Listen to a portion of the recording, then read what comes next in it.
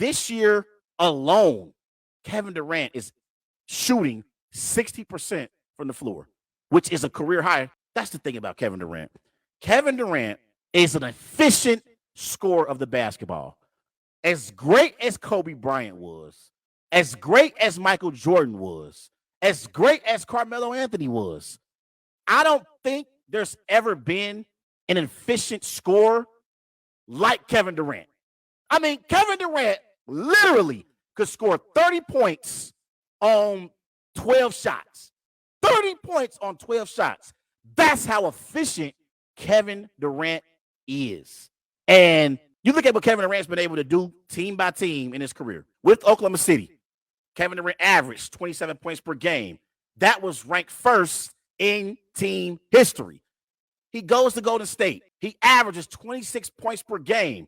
That was the second highest points per game average in team history. He follows that up, goes to Brooklyn.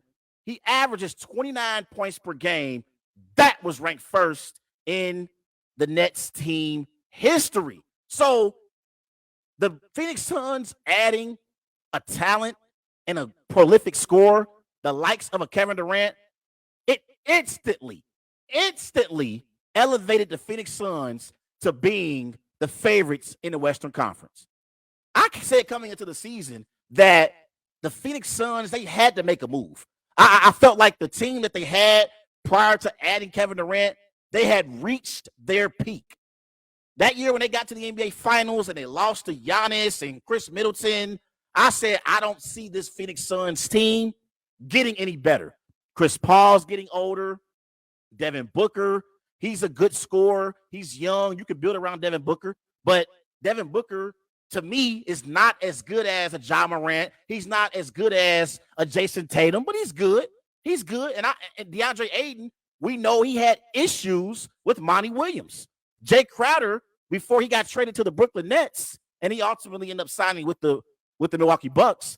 Before that, Jay Crowder hadn't even played this year. So I felt like the Phoenix Suns, they had maxed out as a basketball team, and they had reached their peak. They had to make a move. And them making this move, bringing in a Kevin Durant, definitely improved their chances at being title contenders in the Western Conference. Instantly. That's how great Kevin Durant is.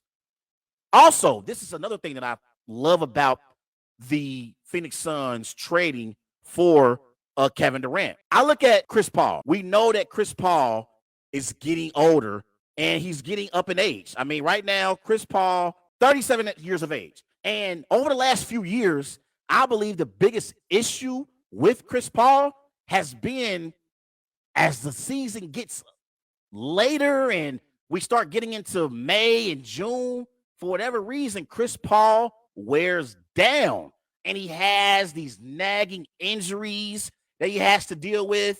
And on that Phoenix Suns team, prior to them bringing in Kevin Durant, Chris Paul was the second option on this Phoenix Suns basketball team. It was Devin Booker and it was Chris Paul.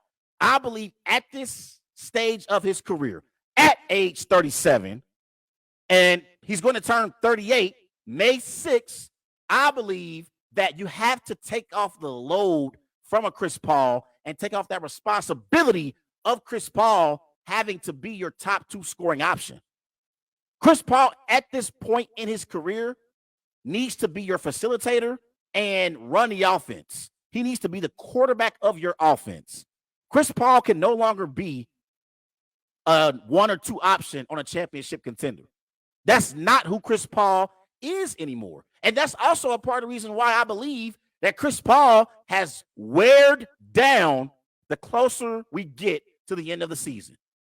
Last year, they couldn't even get out of the first round because in Game 7, Luka Doncic, Jalen Brunson, and the Dallas Mavericks blew the Phoenix Suns out by 50 in Game 7.